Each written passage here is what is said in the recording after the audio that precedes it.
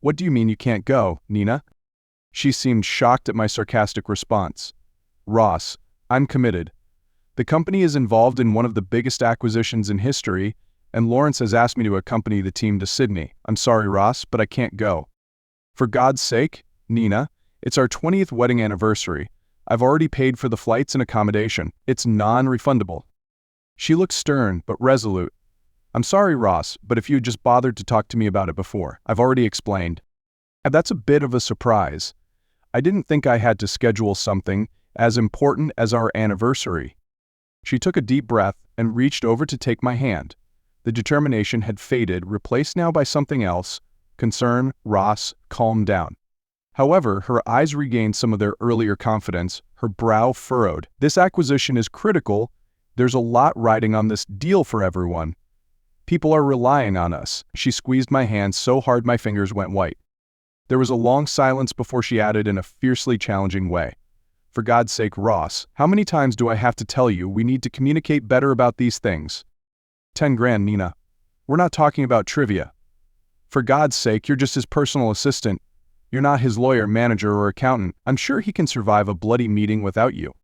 She looked at me with wide eyes. I'm sorry, did you just say just his assistant? Just that? Her gaze intensified. I guess that's really what I expected. You've never respected my role. I snorted derisively. Nina, I've let this go before, but not this time. I'm not throwing 10 grand away because your boss needs you to tie his bloody shoelaces. He's a grown man. I'm sure he can find someone in the company to make his coffee and run the photocopier. She shook her head bitterly. I can't believe you just said that. Her sharp, angry gaze cut like a knife. I think you can sleep in the spare room tonight. She might have been angry, but I was fuming. Damn it, I'll go ballistic. I haven't done anything wrong. I'm sleeping in my bed. If you don't like it, then you can sleep on that bloody couch. As I turned to walk away, she must have realized how angry I was. She called in a soothing, gentle tone. Ross, please calm down. This has completely got out of hand. I'll speak to Lawrence and explain the situation to him and see what we can do. That stopped me in my tracks. I had to shake my head to regain my composure. Turning back to her, I said with begrudging gratitude, Thanks, Nina. I'm sure when he realizes it's our anniversary, he'll arrange for someone else to take your place. Her expression turned sour at my words, like I'd slapped her across the face. Oh, for God's sake, Nina, I know you have an important job and Lawrence really does value you, but you're not irreplaceable. We might have shared a bed, but there was no intimacy, not even any cuddling. She clung to the edge of the bed on her side, and I clung to mine. The next morning, the temperature was still hovering around -10. As usual, Nina was up early, quickly preparing lunch for the kids who were sitting at the table having breakfast when I walked in. All three looked up with warmth. Hi, Dad. At least they talked to me. What's happening for you guys today? I asked. Allison responded, A bloody awful math test. I grinned and shook my head in disbelief. She was a bright student and consistently ranked in the top 10% of students nationally. Neil said, We've got orchestra auditions. Lionel added, A debate. All three of them were high achievers. There was actually no surprise there. They had all inherited their mother's work ethic. They would all be like her, workaholics. I guess that might not be a bad thing. She'd certainly put in the effort when they were younger. She'd often spend hours teaching them the basics, reading and English. Every night, she'd work with them to ensure their homework was perfect. Add in the small fortune we paid in extra tuition fees, and I guess it paid dividends. Nina interrupted me. Ross, can you take the kids to school this morning? I have an early meeting. I could, but her performance the night before was still rankling. No, unfortunately, I have an early project meeting with the team about the work at Ringwald Place. Checking my watch, I added, Damn, I'm already late. Sorry, honey, it's got to be you today. The look of sheer disbelief on her face was a sight to behold. Normally, I did school runs. I enjoyed spending time with the kids. This was a bit of a tit-for-tat today. Yes, I know, petty, but sod it. She was making me mad. As I drove off, headed for Ringwald Place, I replayed our conversation, if you could call it that, from the night before. God, it was as if she thought they couldn't get anything done without her. She might be the CEO's assistant, but she was hardly indispensable to a meeting. However, I only had myself to blame. I knew her like this when I married her. She'd always been a workaholic. I remember the night she received her 25-year service award.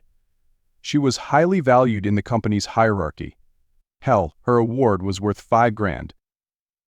Come to think of it, not many people worked for a company for 25 years, but Nina had been Lawrence's personal assistant for that entire time. Never moving out of that office, she was well paid. I don't know many personal assistants who got $100,000 in salary, plus shares and options. So the crew were already at the site, and I got things sorted for them. They didn't need me to stay. I had a few other projects needing attention, so I jumped back in my ute and went to address their issues. I decided to head back towards Panmure. If Nina wasn't going to deal with Lawrence, maybe it was time I did it myself. Pulling up outside, I grabbed my mobile and dialed his number. "Hello, Ross. Great to hear from you. How can I help?" Lawrence, next week is Nina and my 20th wedding anniversary, and I've bought tickets to Fiji for a 10-day break. It was a surprise for Nina. She told me last night she couldn't go because she had to attend a meeting you're organizing in Sydney. There was a short pause, always that bloody pause. I got the feeling he was choosing his words. "Oh gosh, I'm so sorry, Ross, but we do have a rather important meeting in Sydney. I was quite hoping Nina could attend." AIM. "Hey man, no need to exaggerate. I'm out of pocket $10,000 for the tickets. It's our bloody 20th wedding anniversary. Surely you can find someone else to take her place at a meeting." His voice rose an octave. Clearly he wasn't fond of being questioned by the likes of me. "Ross, you may not see it as important, but this is critical to the company. It's not just one meeting. It's a number of meetings, over a number of days." "Lawrence, I don't want to get involved in your business. I know she holds a position of importance, but come on man, she's your assistant, not your lawyer. Have a heart. I want to make this special for us." "Yes, I understand, Ross," he sighed, although I sensed his displeasure at being pushed. "I'll do what I can to help. Leave it with me." With that, he hung up, leaving me with the ringing beep of the phone.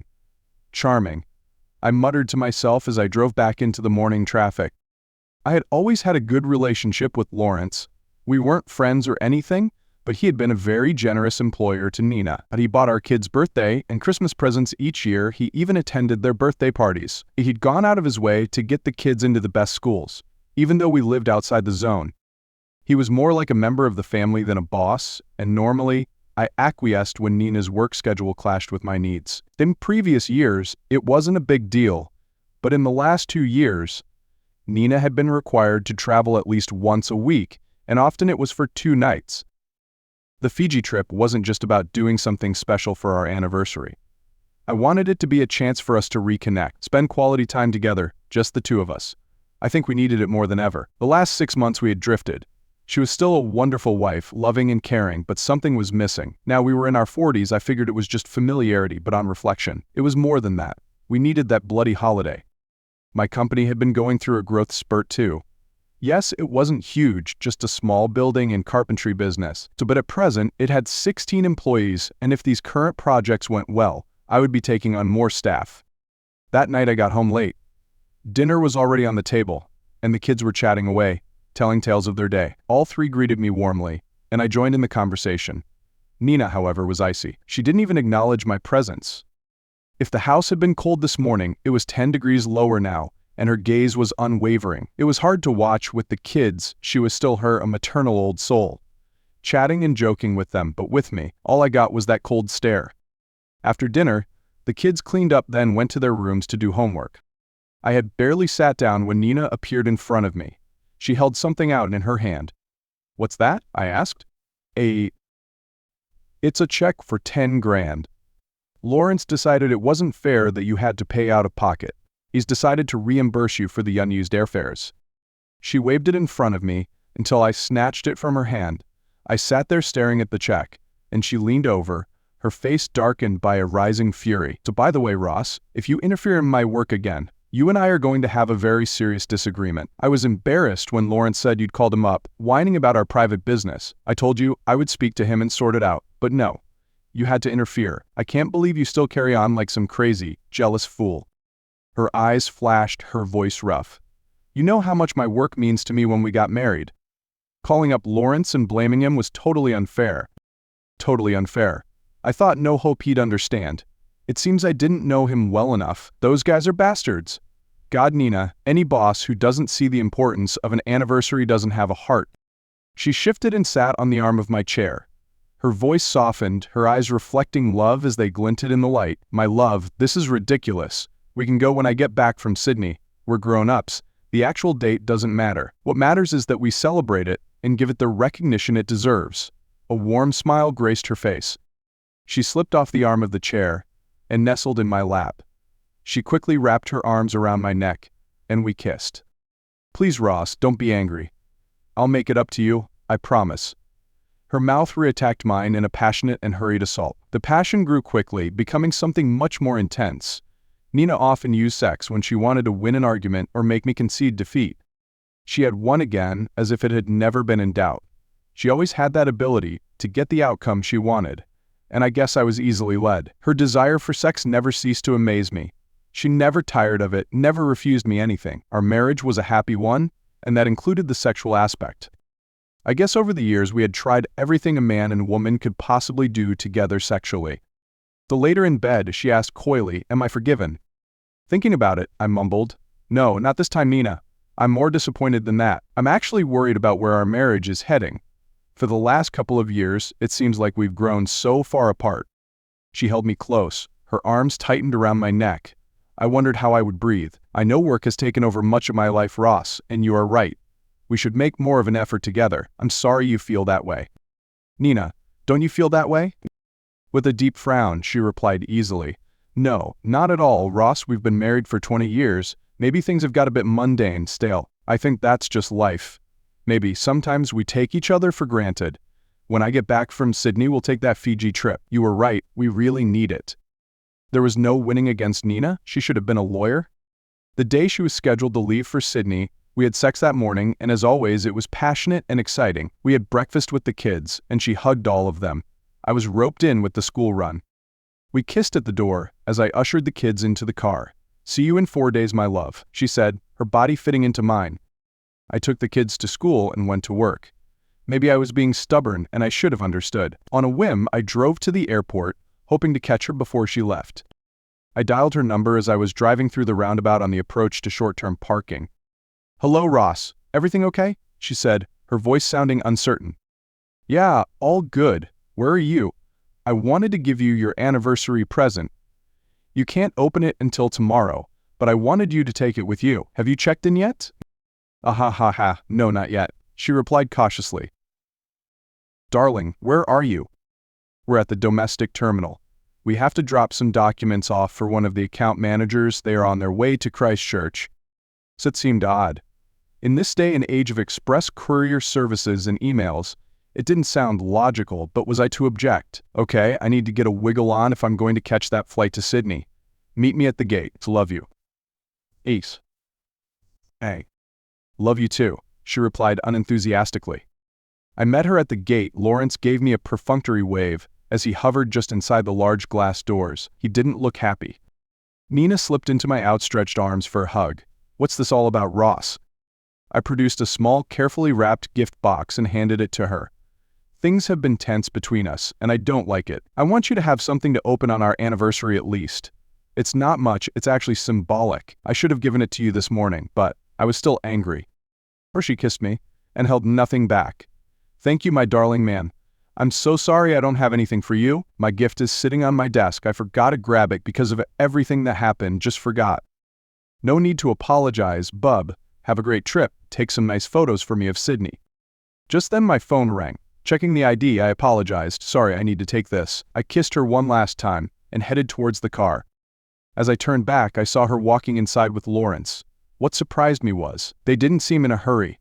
Checking the time on my phone, I noticed they had less than an hour to departure. That didn't make any sense. I circled the walkway, hanging around outside the departure windows. My team from Ringwald wanted some advice. As we chatted, I glanced through the large glass doors at the domestic terminal. Lawrence and Nina had just walked into the terminal cafe, next to the departure gates.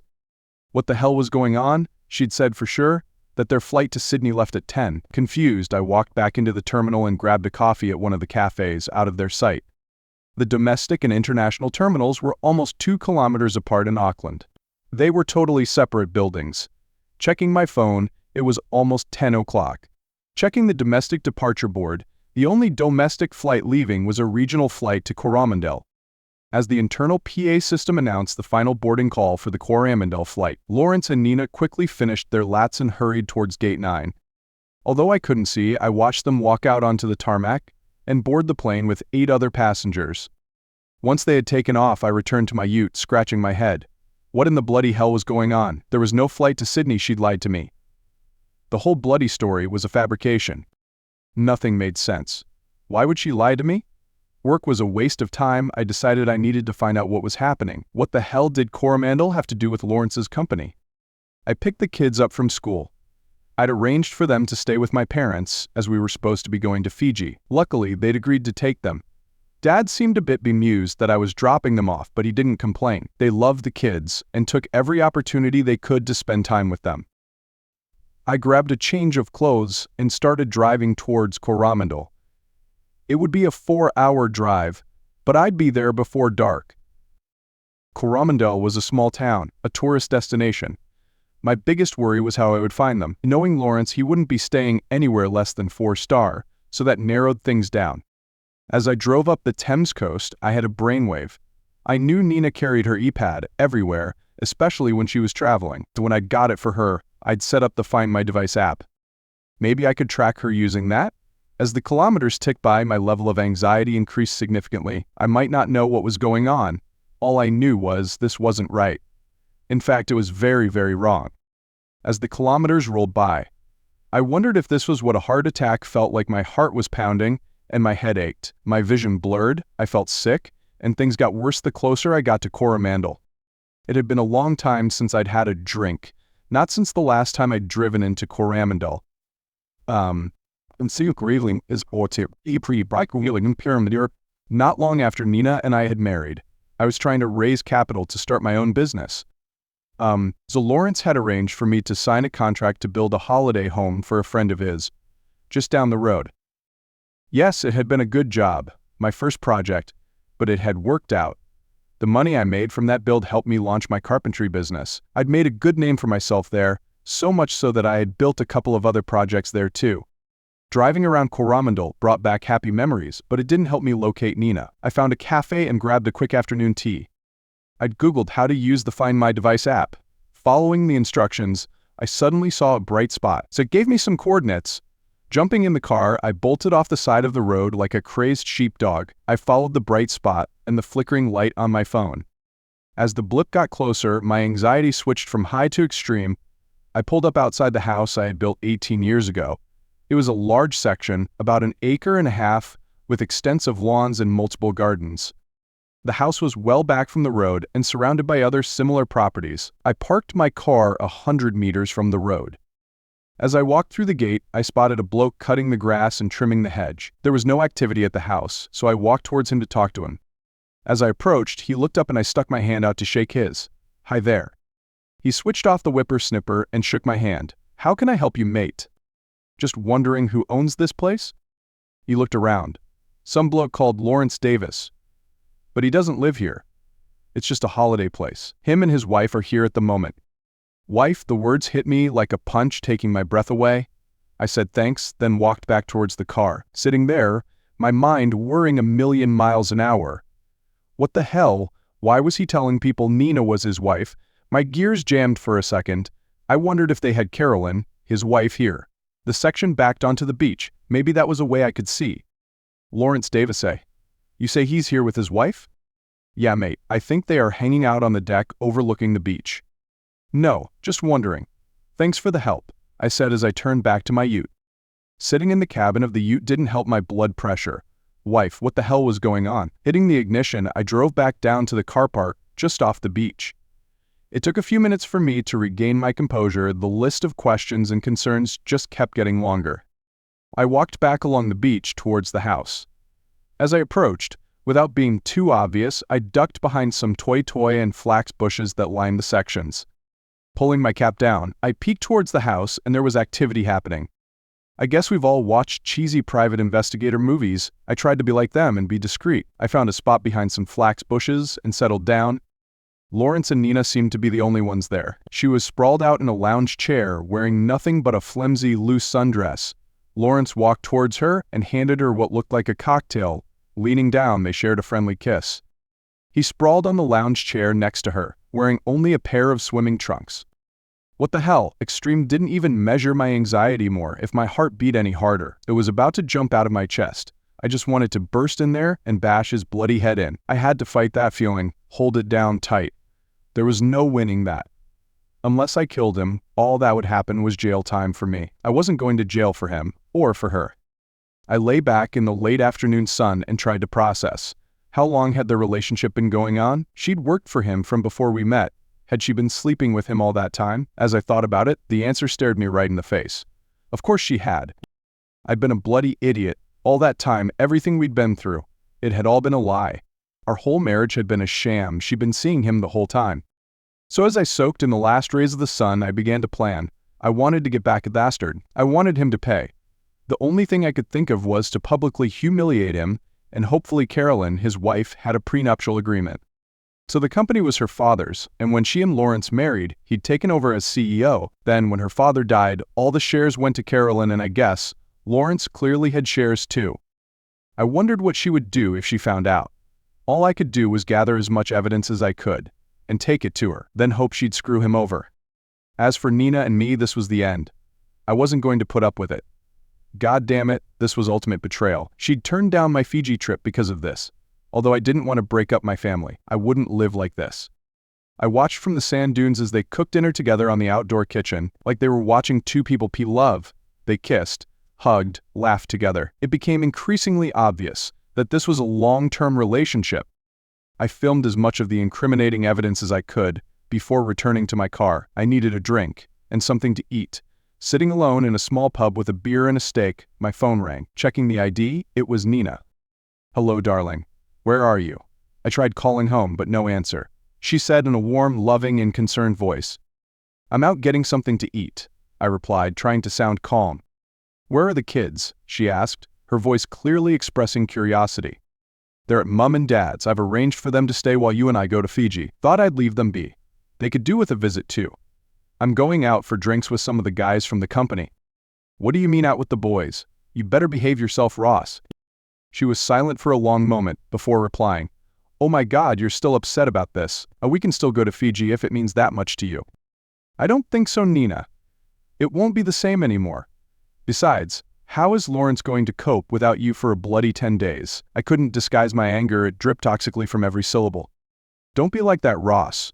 You're not a good sourpuss. Maybe if Fiji doesn't appeal to you anymore, we can try somewhere else." "Sorry, I have to go, Nina. My dinner is done and the boys are waiting. Bye now." "What, you didn't even get a love you? What's wrong with you tonight?" I just hung up the call and tried to focus on my meal. What a bitch. No noticeable difference in her tone, no wobble in her voice, no obvious shame. She sounded just as she had on every other call. He was right there next to her, right there, and she was so calm. A consummate cheat. Why? I called my parents to check everything was okay. For some strange reason, I needed to hear the kids' voices. Around 10 o'clock that night, as I returned to the house, using the beach access again, I crept into the house. God, the bile in my stomach churned. I'd never had reflux, but tonight the hot acidic taste was all I could taste. It filled my mouth with a disgust and loathing I'd never experienced. As I sneaked up to the large sliding doors, I nervously peeked in, like a creepy stalker. There they were in the lounge, cuddled up drinking wine. Soft music drifted out through the open window. This was the part one hated. I didn't want to watch them. It was stinging, it was painful. But I needed this if I was going to take him down. Picking up my phone, I started recording.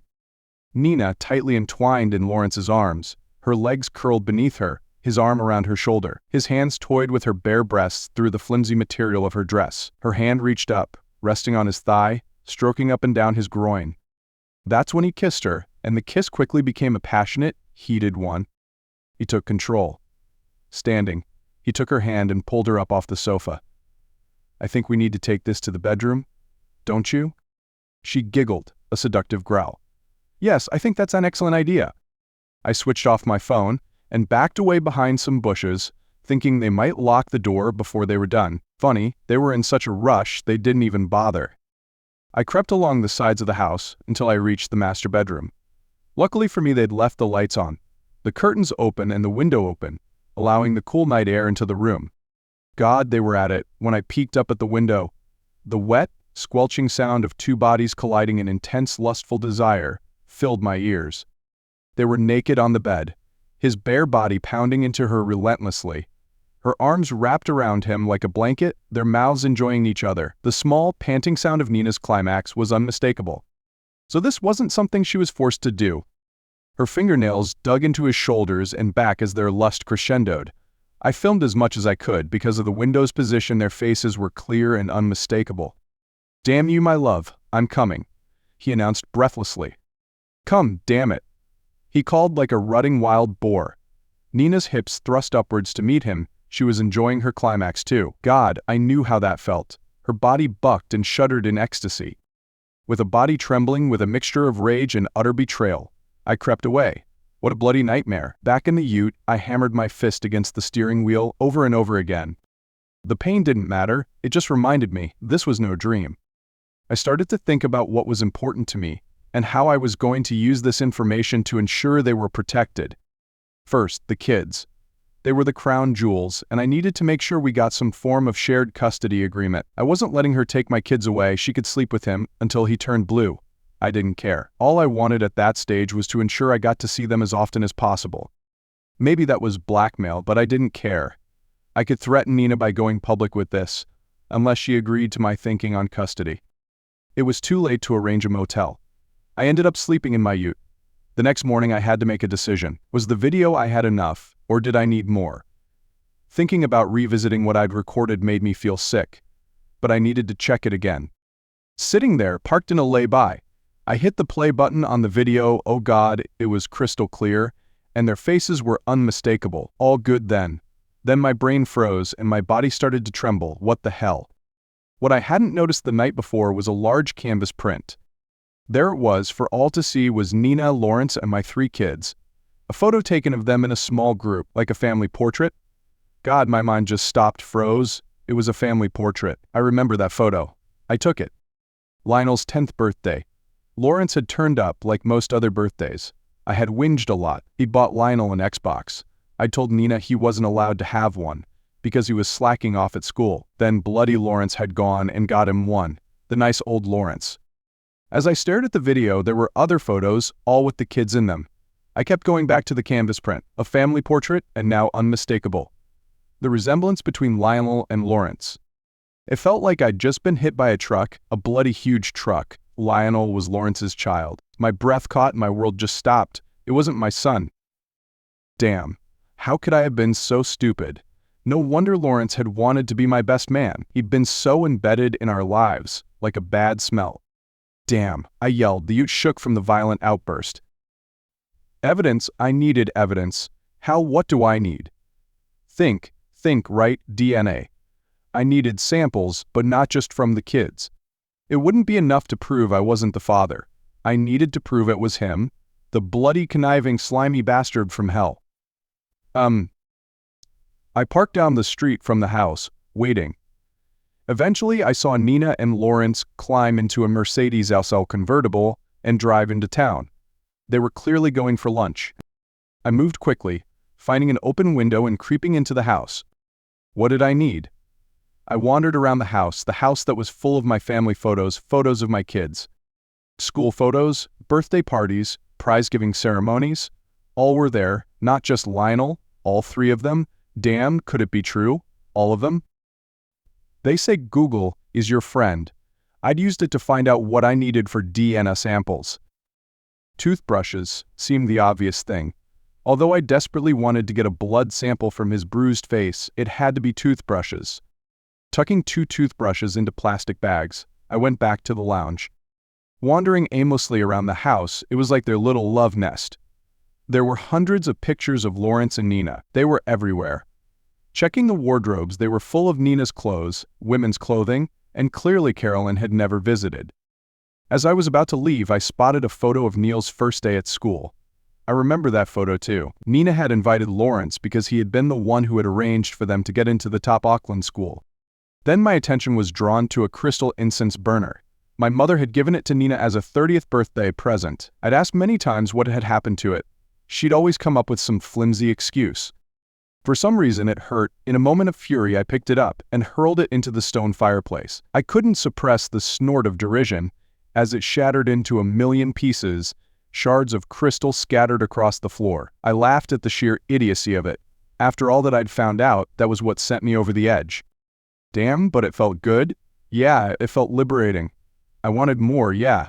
I'd built the bloody house, my blood, sweat, tears, yeah, there were tears. This is what I'd poured my heart and soul into. Made me use skills I never knew I had. Damn, that was my idea to put that bloody big stone fireplace in. I'd never laid a stone in my life, but I built that damn thing. Why? Because I was building it for my friend. My friend, the bloody two-faced bastard. As my eyes darted around, I settled on the stove. Gas stove. Could I do it? I spent 10 minutes, but the rage was driving me forward. I quickly found the natural gas supply pipe. Not hard to find, I'd done plumbing on that damn thing. I loosened the fitting at the back of the oven. Just a little, not enough to be obvious, until I heard the telltale small hiss. The sound that signaled the room was filling up with gas. I pressed the ignition switch on the hot plate and it flared. That's when I panicked. God knows how long it would take to get to the well. I rushed out the door, slamming it behind me. God, I didn't even know if it would work. I was in my ute, headed south. As I stopped at the give-way sign at the highway turnoff, I heard the boom, so big you could feel it, a deafening explosion, the jerk like on the earthquake. Looking back at the house, I could see black plumes of smoke rising up into the sky, debris suspended in the air. I should have been happy, elated. No, I felt empty and angry at myself for becoming such a bastard. I hadn't driven more than a few kilometers down the highway when I heard the sirens. The drive back home was agonizing. My head was a mess, I couldn't stop the tears. So were any of the kids mine? Had that slimeball bastard stolen my family, my life from me? As I pulled up to my parents' house to collect the kids, my anger peaked. I felt like a volcano waiting to erupt. I forced myself to remain calm, to act like myself. When we got home, I ransacked their bedrooms looking for toothbrushes and combs so I could collect their samples. It was hard. It wasn't their fault, they didn't know.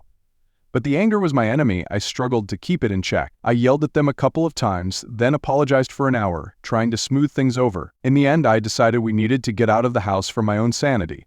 When I suggested we watch a movie, they all jumped at the chance. The whole way home we joked about the movie. Pulled up for ice cream. Yeah, we had a great report, but they might not even be mine. That, of course, brought out the negativity. What would I do if they weren't mine? It only took a day. My phone rang. Yeah, Nina. Darling, there are some issues with the merger. We need to stay a few more days. Right, whatever, I said sourly. Ross, stop it, darling. You can't still be sulking about that bloody Fiji trip. Nina, I'm busy. You just do what you have to. I'm off. Wait, she said before I could hang up. Are you listening? Lawrence's house at Coromandel burnt down. There was a gas leak on the stove, and it literally blew up. God, it's all over the news and everything. I didn't know he had one. I know I built one for his friend, but I didn't know he had one. Oh God, that's sad. Right by. I sneered. I couldn't help myself. I had to ask, what, is it in the Sydney news? It took a while for her to respond. She suddenly realized, I didn't know that house was his. No, silly, she said cautiously. He bought that house a while ago. Anyway, the police have called. There are questions around whether it's arson or not. I don't know. Sounds like karma to me. Ross, don't be so awful. Lawrence loved that house. He said he'll get you to rebuild it. Sure, I will. He can do it himself. Where on earth is this anger coming from? She said with a bewildered tone. Lawrence is your friend, you know that. Tell him this. He wasn't a good friend for letting us celebrate our anniversary together. If he expects any sympathy from me, it's been burnt to a crisp along with his bloody house. There was a silence, and I could see her face, but I sensed the fear. Ross, I've never nurtured anger like this before. Yeah, well, the trip meant a hell of a lot to me, and you ditched me to hang out with him, so the two of you can go screw yourselves. By Nina. God, it felt good. Just saying it out loud helped dispel the black cloud a little. 4 days later, I got a call from Nina. Hi, darling. Wondering if you might be able to pick me up from the airport? Her voice sounded upbeat and chipper, full of life. No, I'm too busy. I'm swamped. Get the wonderful Lawrence to give you a lift. Ross, darling. Lawrence hopes you can pick us both up. He wants to talk to you about rebuilding his house at Coromandel. Goddamn Lawrence. The bastard can rot in hell for all I care. I immediately ended the call. Damn it. I growled, causing the crew to jump. I wasn't usually a swearer.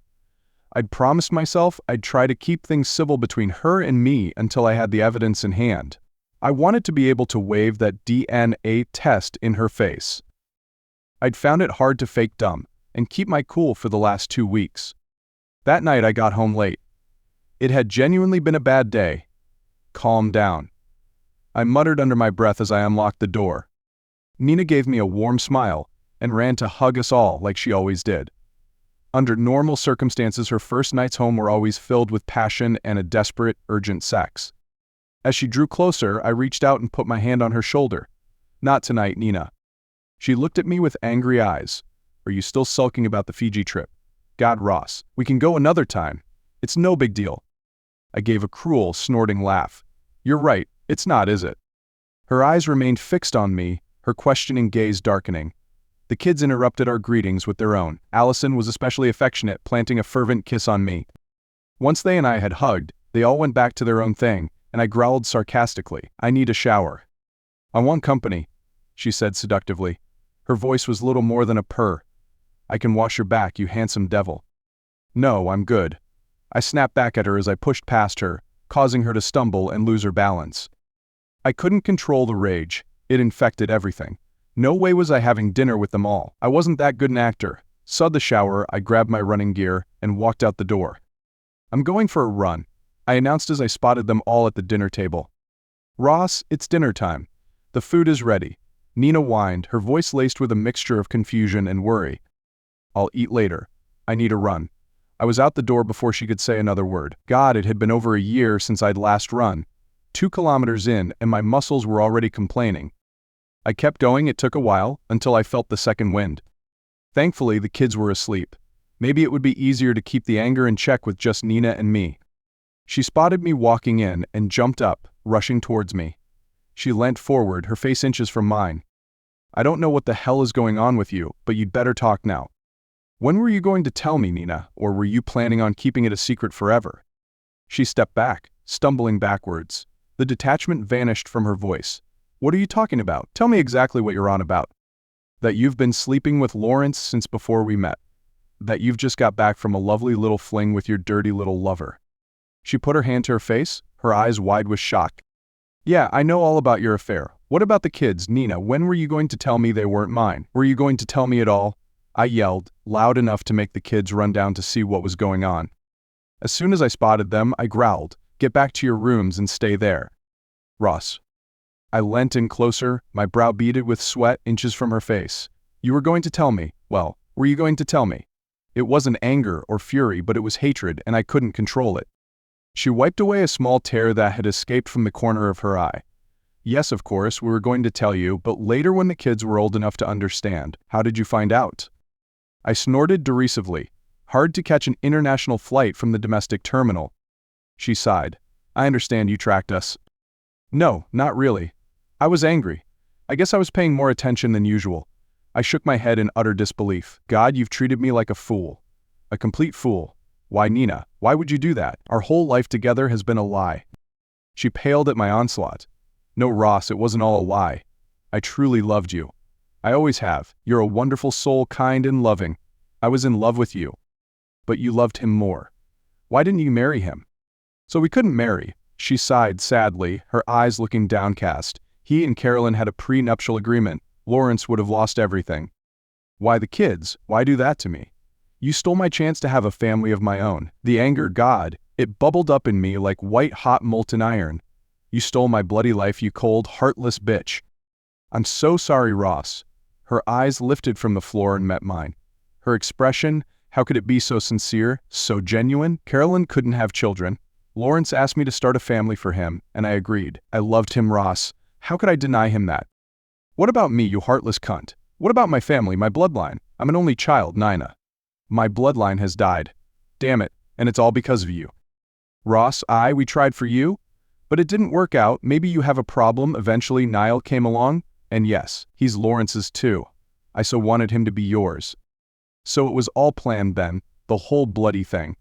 You slept with him on all those trips away. What about here, in the house?" "Yes, we wanted the children conceived here, in the house that was to be their home. We wanted it to be born out of love, Not lust? God, do you have no shame? She tried to reach out and put her arms around me, but I pushed her away roughly. No, Nina. You've given up the right to touch me again. It's over, Nina. The whole charade is over. I'm fighting right now to not hit you, to punch you. I'm going to have a shower. Then I'm leaving. We can sort out the assets later. Right now, I just need to get away from your poison. I showered and dressed quickly.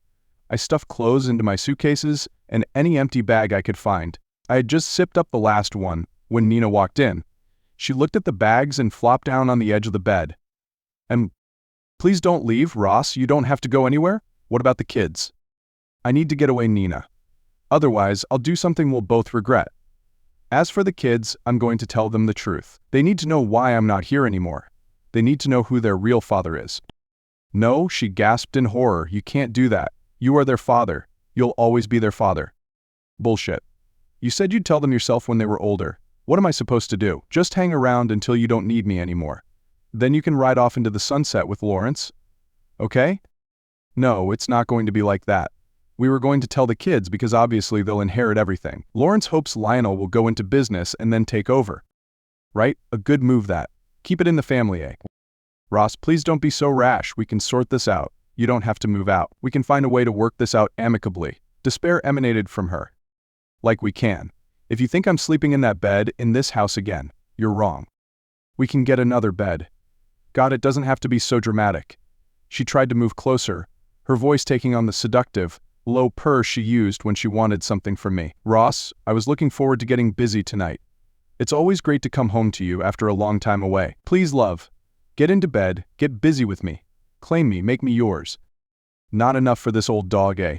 Lawrence failed you, didn't he? Oh God. Can we try to keep things civil? There is no need for such hostility and vulgarity. Oh, how nasty. You don't like the truth, yeah, it hurts. Wait until the whole world knows you're a real, cheating hussy. Yeah, it's going to be nasty. It's going to be worse. Soon everyone will know. Our parents, your office people, all your admirers. Soon they'll be calling you a whore. The defeat came pouring out of her. She wilted in my grasp. Ross, I'm begging you, please don't do anything rash or stupid. We all have a lot to lose here. Not me, Nina. I don't have anything left to lose. I've discovered my wife was never mine. My family was stolen from me. I have nothing. Leaning in close enough for my spittle to spray her face. I have nothing, Nina. Everything I thought I had was taken from me. I lifted a couple of suitcases and headed for the door. Lionel, who must have heard at least some of our fight, stood in the doorway of his bedroom. Is everything okay, Dad? So mate, I need to go away for a while. There are some bags in the spare room. You want to help me get them to the ute? He shuffled out, carrying the other suitcases as I loaded them into the back. I hugged him tight. I love you, mate. Never forget that. I'll always be your dad. Dad, you're scaring me. What's going on, Dad? He said, his voice cracking with tears. Lionel, go inside, sweetie. Your dad has got a project to deal with right now. He'll be back, Nina called from the front door. As Lionel looked back at me, he seemed confused. He had questions. Lionel, go inside right now, Nina yelled. Dad will always be my dad, he said through his sobs. He clearly heard enough.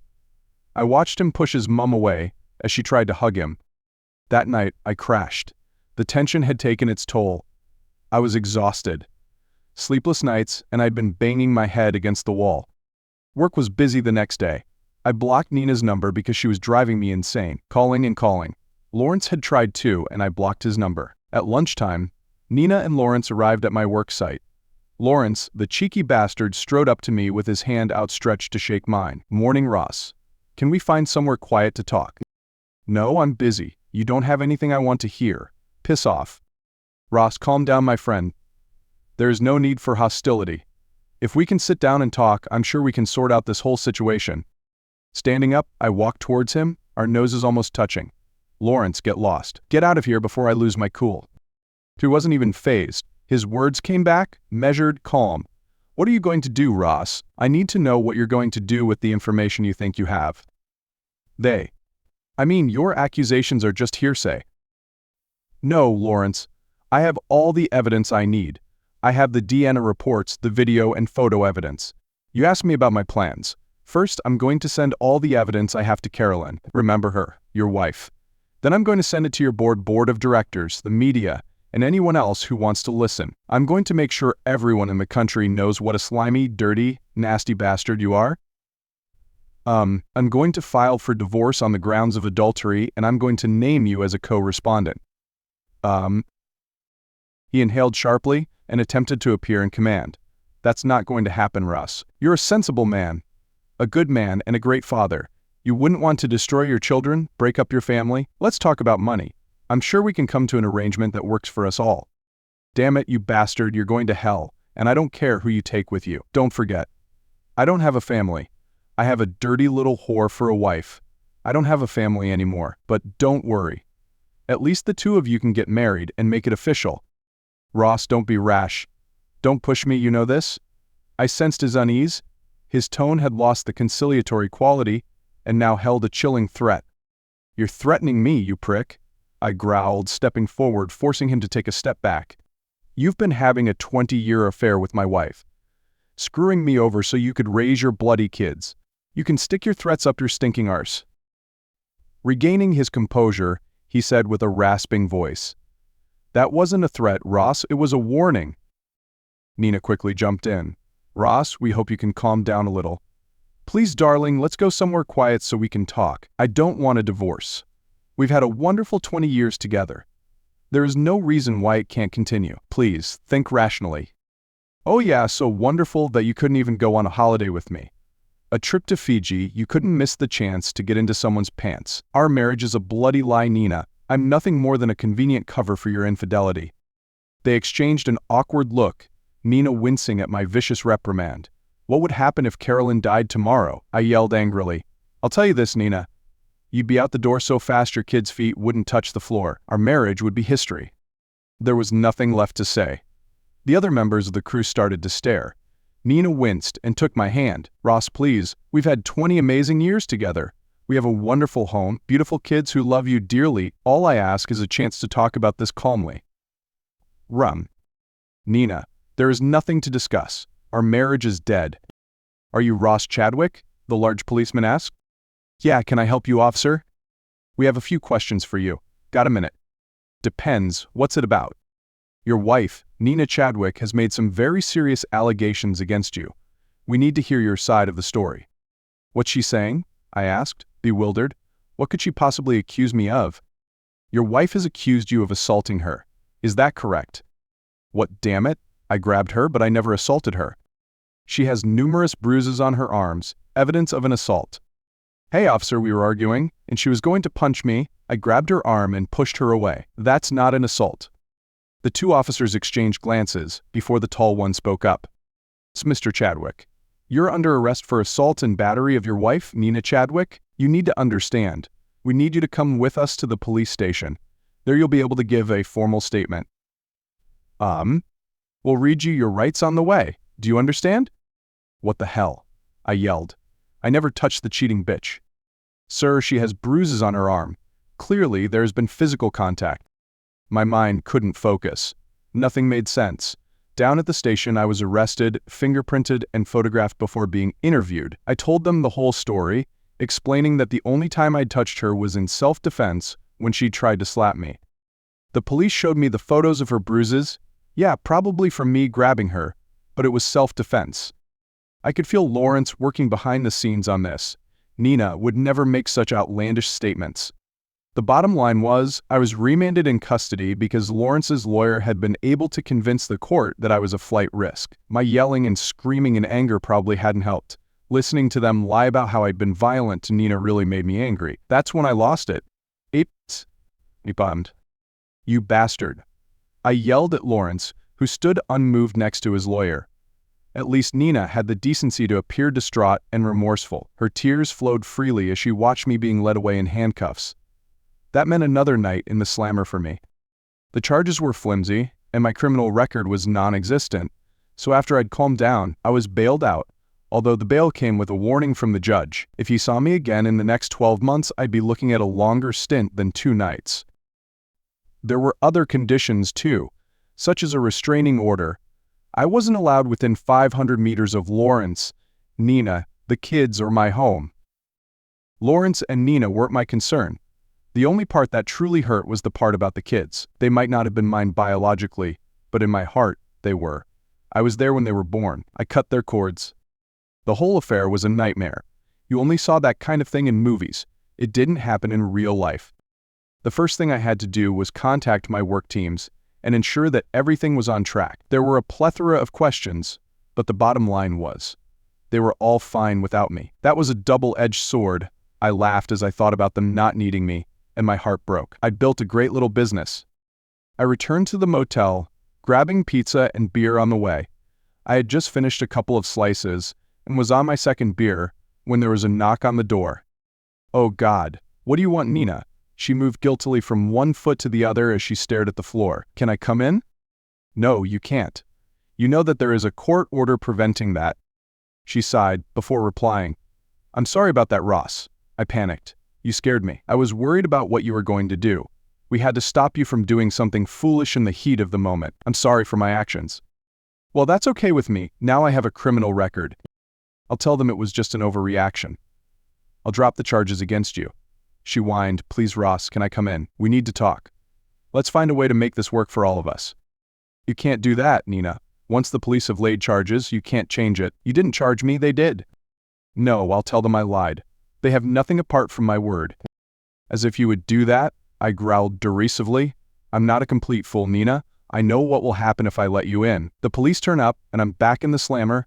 Get out and leave me alone. I promise, Ross. That's not why I'm here. I need to talk to you. Please, we've been together for 20 years. Surely, that has to mean something. She stared at me, her eyes now meeting mine. Can I come in? Will I come in? I waved her in, and she sat down on the tiny sofa, actually the only seat in the room. I took a seat next to her. All right, Nina. There's clearly a reason for your visit. What do you want? She frowned. The pain on her face was real. There was no hiding it. Mainly, I want to apologize, and I want to explain everything. Then get on with it. I met Lawrence before I met you. We worked together. I was young and impressionable. God, it was my first job. Lawrence was everything I ever wanted in a man. We were truly smitten right from the get-go. Her eyes welled with tears as her confession poured out. I was always more than his personal assistant. As you know, the business and all the assets were owned by Carolyn's father, and then transferred to her. Lawrence was tied into that marriage. Yeah, it's all very interesting, Nina, but I'm not really interested. Please, she said pleadingly. Let me explain. I nodded silently as she began again. I was madly in love with him. I didn't care that he was married. I would have happily lived as his mistress for the rest of my life. But things became difficult. Carolyn hated that I was traveling with him. There were rumors too, which didn't help. Nina, are you going to get to the point? Yes, Lawrence suggested that things would be easier if I married him. So the idea scared me. I had never considered or needed any other man. In my mind, Lawrence was my man. Her eyes welled up again, and I reached for tissues. Then she continued. His proposal to marry someone coincided with the time I met you. I liked you, Ross. There was an instant connection between us.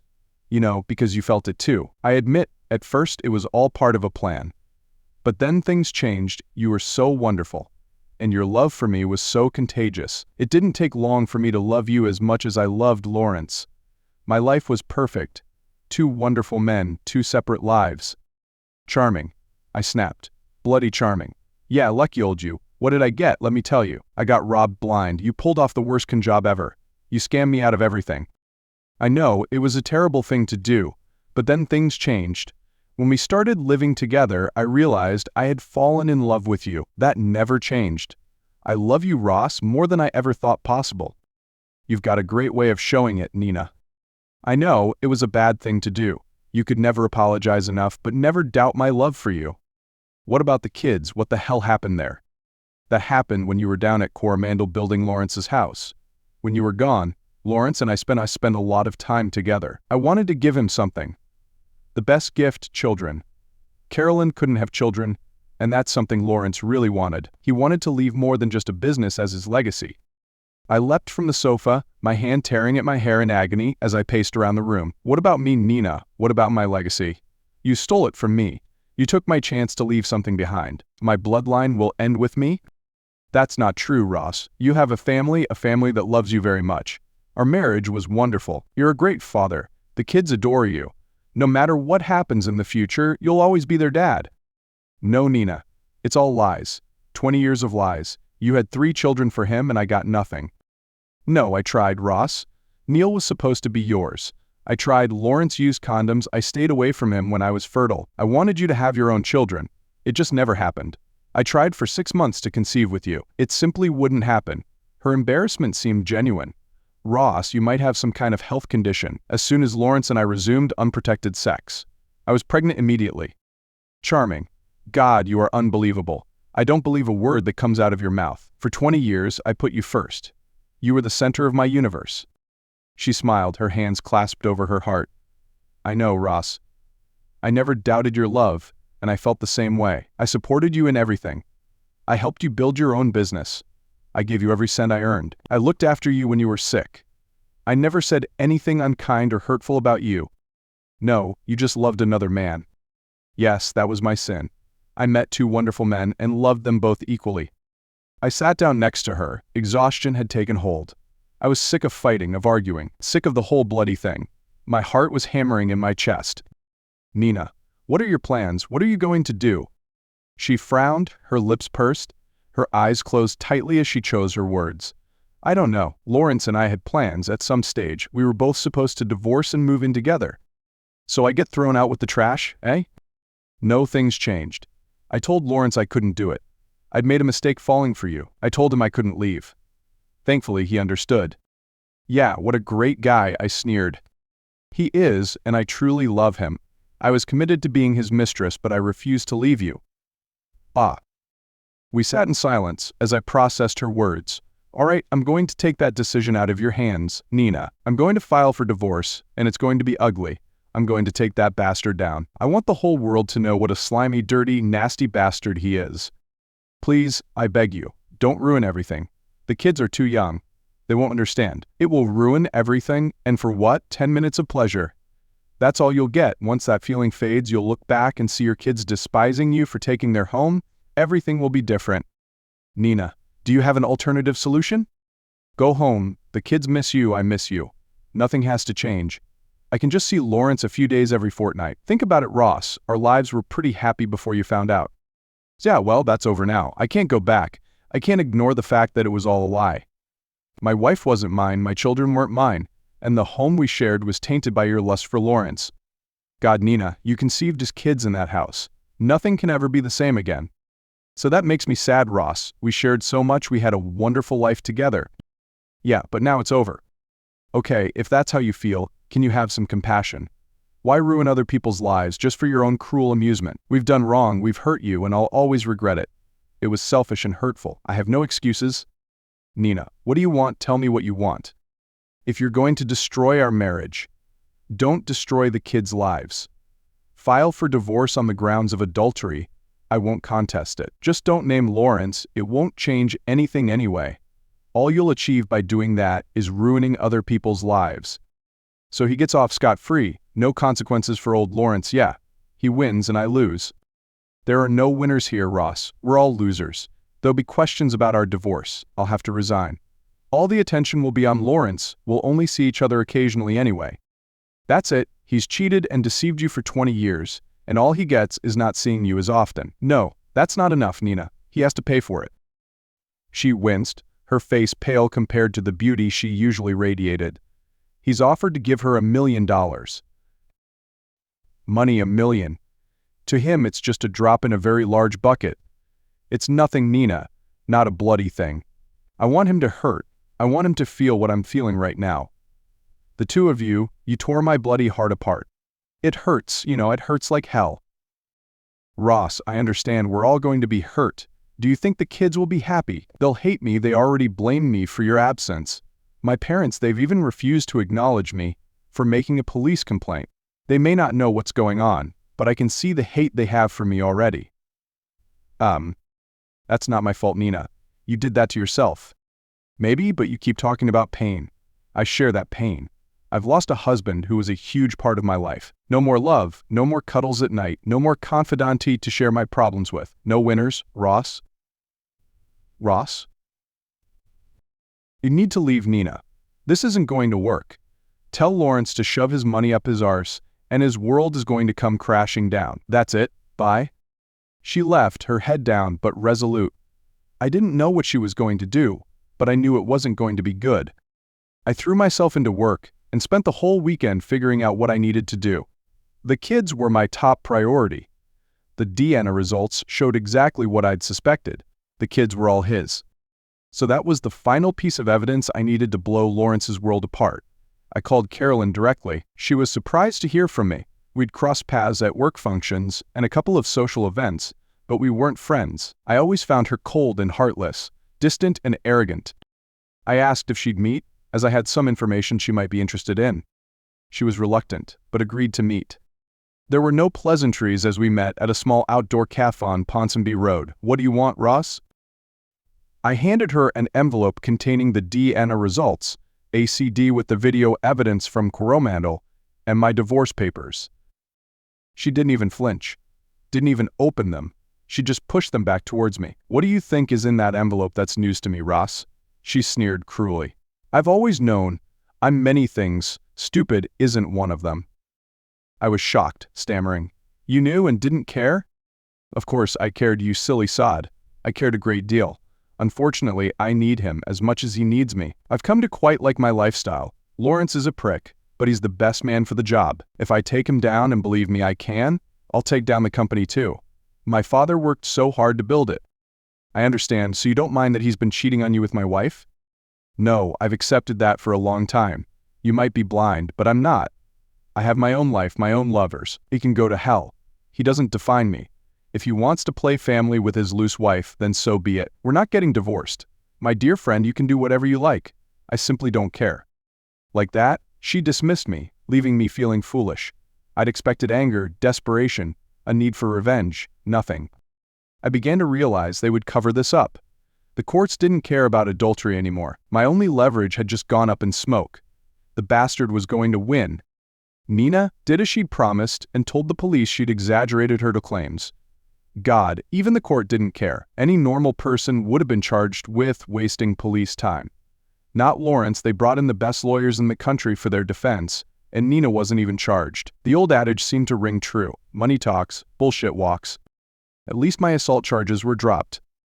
I thought that was the end of it. I found a small apartment not far from my office. Only 2 weeks later, a knock on the door interrupted me from another takeaway meal and more beers than I should have had on a weeknight.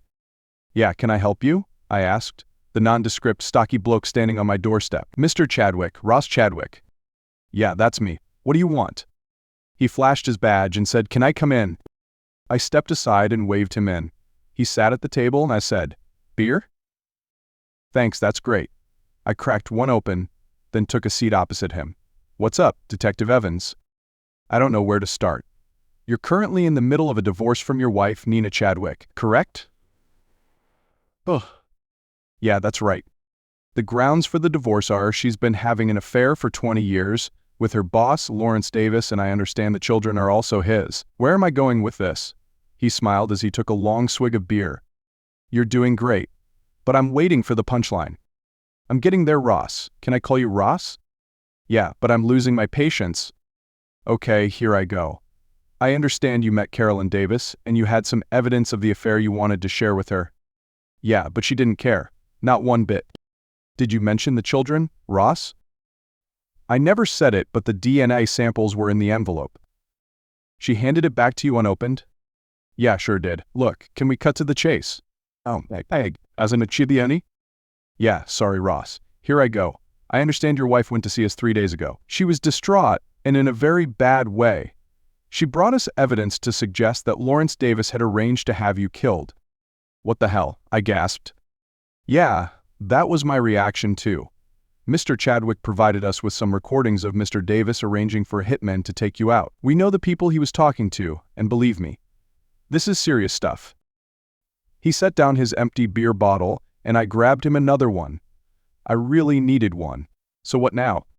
He looked at me intently, a deep furrow in his brow. "At the moment, nothing. We're waiting for the money to change hands. Then we're going to swoop in. We've got him under 24/7 surveillance. We've got cameras on him at all times. As soon as he makes that deal, he's going to jail. He was going to kill me over the kids." "No, I think it goes deeper than that. From what your wife said, and she did record some of the conversations, he was increasingly distraught when she told him she was fighting the divorce, that she still loved you and was going to fight for the marriage. That's crazy. Ain't. I'm serious, Ross. Like I said, we have recordings of some of the conversations. He's a nasty piece of work. He doesn't like to lose. I've seen this type of case before. He's a dangerous man. By the way, your wife quit her job, and from what she told us, she told him to stay away from her and her family. Damn, I have to say that's hard to believe.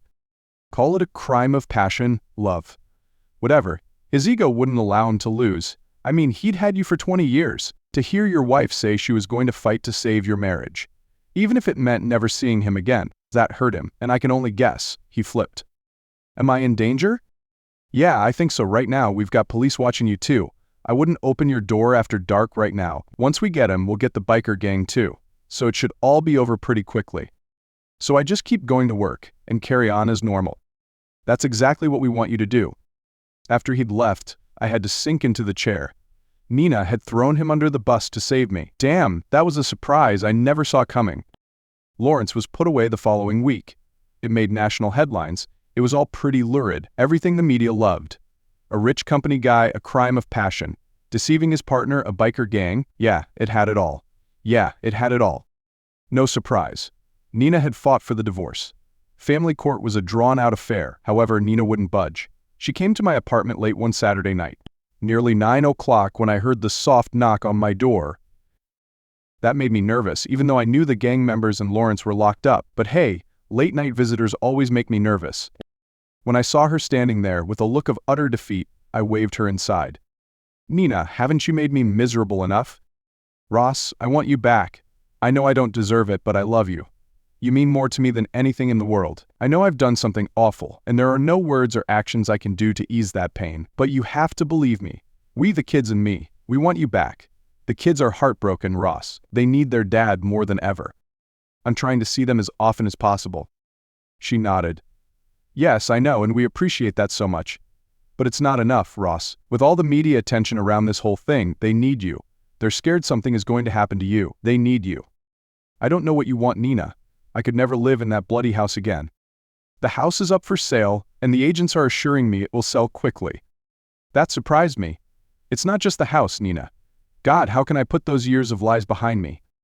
I don't know, Ross. All I know is I want you back. I'll do anything. You can't, Nina. You really can't. We sat in silence, a heavy mood settling over us both, until she said, Ross, you love me, and you don't care what I say. Our marriage was a success. You and me built a wonderful family. Those kids are yours. Forget the sperm donor. You are their dad and they need you.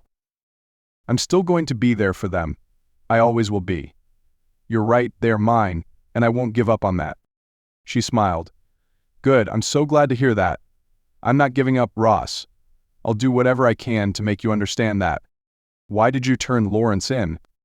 Because the moment you walked out that door, I knew I couldn't live without you.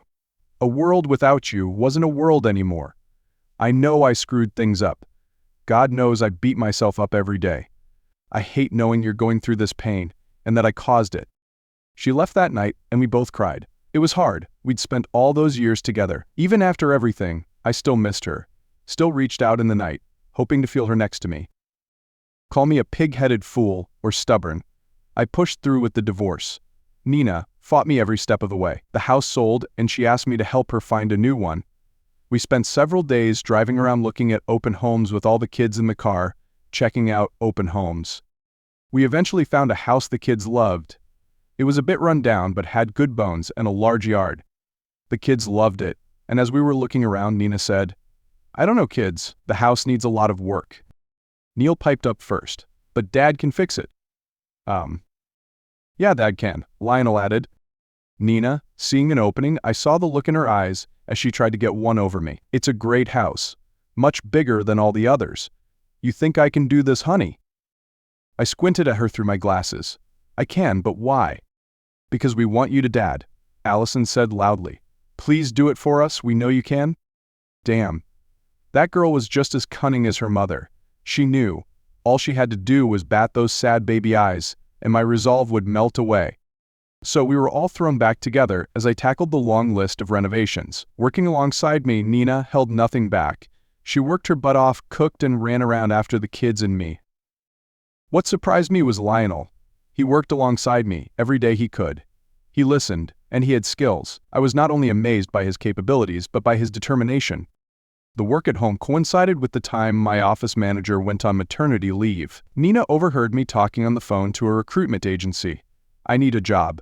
I'm broke since I left my old job. Oh, you think I'm going to give you a job? God, Nina. I'm killing myself trying to get away from you. I think of the maintenance payments you can save, she said with a sly smile. Plus, you know I'm qualified and I know your business inside out. Hell, I helped you set it up. I don't think exes should work together, Nina. Ross, we can make this a real family business. That's all Lionel has been talking about today. He wants to join you, become a builder. What about Lawrence's dream? A belief dream you'd be out out alone and Smith. I think you've got it right, Ross. Damn Lawrence, Lionel's your son. Nina, she should have been a lawyer. She could argue her way in or out of anything. I gave her the job and never regretted it. She was amazing, she had it all. So organized, tough when she needed to be. She understood the building game. She ended up melting the ice in my heart. God knows how, but you know. Forgiveness is possible. Every day, I watched my kids grow. I talked to them, coached them, took them to sports or performances. They meant the world to me, and having Nina by my side made it all the better. Lionel was learning the building trade and said he'd take over when I got old and couldn't do it anymore. Hell, even Nina seemed to care. We could become Chadwick and Sons. Yeah, we're still in therapy, and it's been 2 years. Time can and will heal wounds given the chance.